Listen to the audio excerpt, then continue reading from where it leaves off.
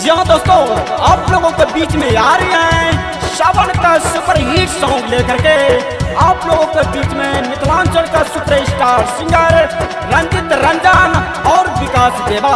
तो जी हाँ दोस्तों, अपने अपने जगहों पे दिल थाम करके बैठे और अपने जगह को दबाए बैठे।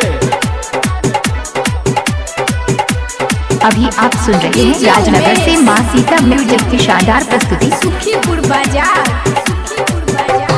सावन के महीना में कांवर लचक रहा है। सावन के महीना में कांवर लचक रहा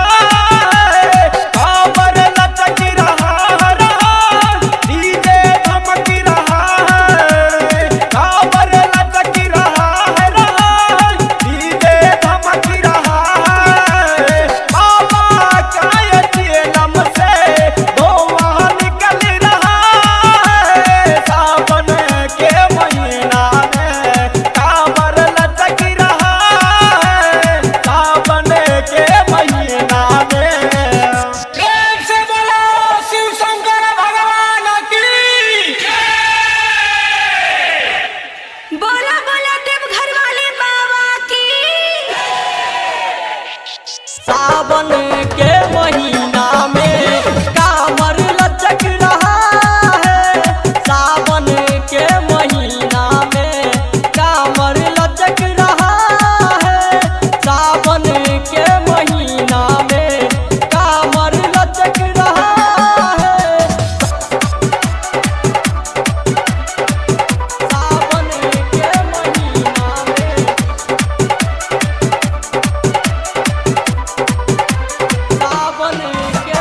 डीजे उमेश,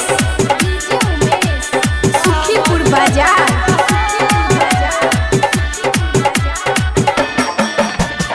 देखो सब कवरिया कतार में चल रहा है। देखो सब कवरिया कतार में चल रहा है, चल रहा है। देखो मेरे चाचा जी गाजा मल रहा है।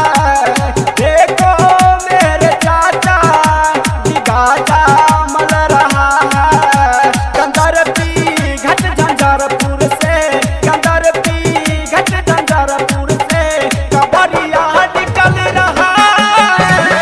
सावन के महीना में कांवर लचक रहा है। सावन के महीना में कांवर लचक रहा है। सावन के महीना में सावन के महीना में अभी आप सुन रहे हैं राजनगर से मां सीता म्यूजिक की शानदार प्रस्तुति सावन के डीजे उमेश, सुखीपुर बाजार।